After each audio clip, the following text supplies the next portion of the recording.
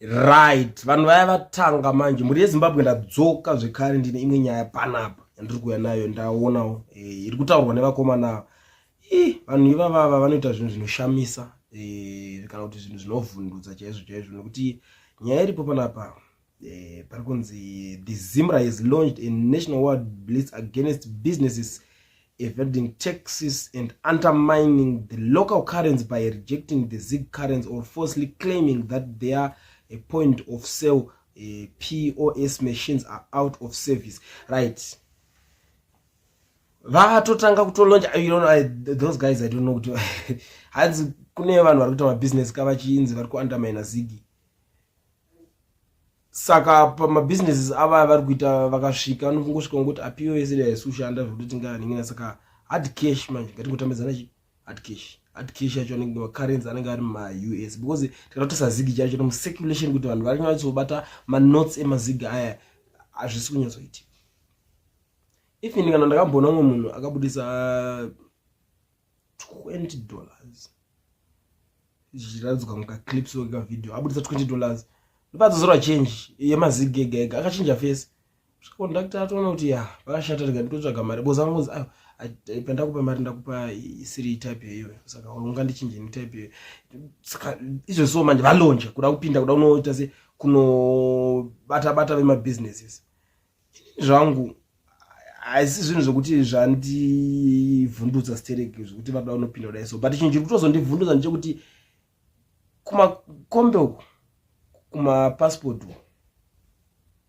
havasati vasvika ikoko. Mafuel mese muri kutengeswa mumagaraji asati anotengesa fuel havasati vadarika neikoko vachibvunza kuti kosei musingatambiri mari yemunyika menyu, sei muri kuda kumhanyira kunosimbisa mari yekunze.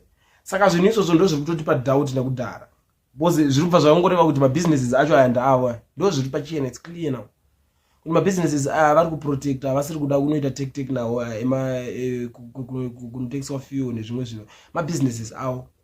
So ndosaka vasina basa nekuti votaridza kuti saka sei mimboda musiri kutambira mari. Ivo ndo vega vane right yekugadzira mari vobva varamba kuitambira, asi vamwe vanhu vari kugadzirira mari vogadzirira vamwe vanhu vachikunzi vachiitambira mari iyoyo. Still remember mazuva aya paipopotwa chaipo chinzi munanga gomari pa vanenge vachibudisa mari muhomwe mavo, ivo kubudisa mari kudai so vari kubudisa ma-US. Handiti takazoseka takuona pavakakorektwa nevamwe vanhu vakutanga kubudisa mari vakuchibuditsawo netumaZiG pasaidi mushure mekunge vatonzwa vanhu vachiita se vachitaura kuti ngatise maZiG ndijana bozo vanhu ndozvo vari kutaura. But ndiri kuzoonawo veruzhinji panapa kuna vanhu vari kubuda vachitaurawo nyaya idzodzo vari kuti aiwa they must start from passport office and all government billing services.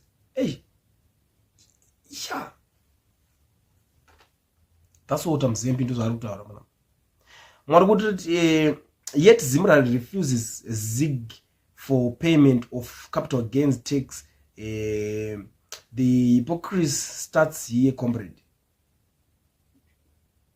You want to force trades to take currency which you are rejecting as government.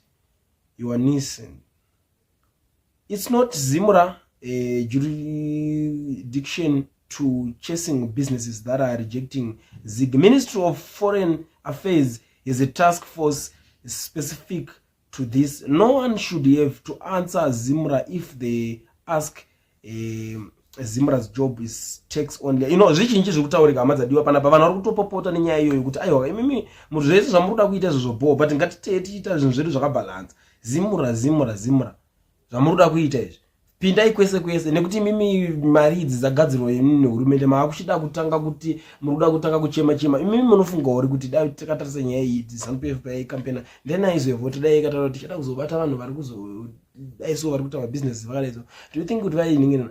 But these people ndo zvavanoita kana vachinge vafaila paitika nyaya iko zvinhu zvekunzi mari yavo yadonha zvekutaurika iko zvinhu vanotanga kutsvaga vanhu vekupomedzera tunyaya tanga kutsvaga vanhu vekupira tumhosva so cause ivo vanyatsoona kuti takundikana but havadi kuadmita kuti takundikana. Vanoda kuti vanhu ndo vari kutikanganisa. Izvozvo kuda kubvira kudhara vanoblema kana maopposition parties emuZimbabwe vachitaura kuti these people ndo vakaunza masanctions muno muZimbabwe. Ndo zvavanenge vachitaura mashoko avo kuti masanctions akaunzwa nevakomana vemaoppositions atide. Saka ndo masanctions iwawo ndo vari kukonzeresa maproblems kutambura kwese kuri kuita vanhu, but yet ivo ndo vari in power.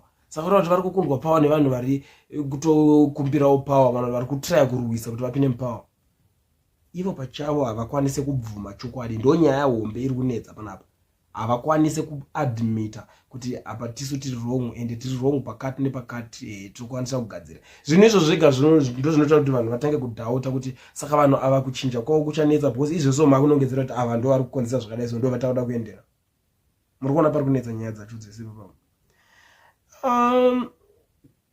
Ndiri kuona mwari kuti now Zig not begged by God but by Zimra command Zig to people, why not start at AG office which doesn't accept Zig for passport application and fuel is sold in what currency, let alone the Zimra charging duties on no USD accepting the Zig which they force to people.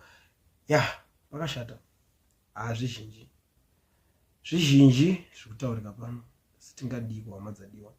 Ndo nyaya yacho ndangoti ndiwe nayo, ndangoti ndingoya nayo ndingokuzivisa izvo zvikutaurika so that mobva mazongozivawo kana mazoona kuti mangwana, because chinoitika ndechekuti iwe unogona kuzosvikirwa nawo vakomana vacho mangwana usiri kuzinyatsonzwisisa zvinhu zviri kuitika, kana kurambawo mari yacho ugarowo watangawo kuitambirawo kuti zvinhu zvingofambawo. Hapana hapo chakanyanyisa kushata pakutambirwa kwemari, asi dambudziko rekurambwa kwemari iyi sekutaura kwatozviita rakagara riri pachena pakuti maiona zvaiitika imimi kuti munhu ari kuti ndinoda kuitambira mari iyo but ne fixed rate ndo panyaya panga pangorongonetsa chiri kuti toda kuinoti tinoitambira ne fixed rate patinoda kuzonotenderedza kuti zvinodaiso zvinhu zvedu kumwe uku itori ne the way yakatopuwa iyo yakanga yangobhekwa nemuromonzi iri kushanda iri pakati, but payakanzi iri kushanda iri pacho ipapo ndo panga pakunetsa yakutadza kumaintaina.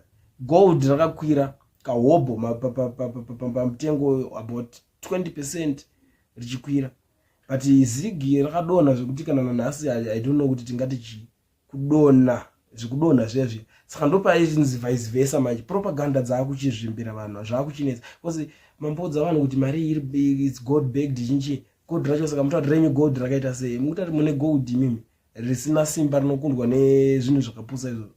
Ndo chete pakaita nyaya hombe. Ndo nyaya ndangoona ineka kubatira muRezimbabwe. Amene munoionawo sei?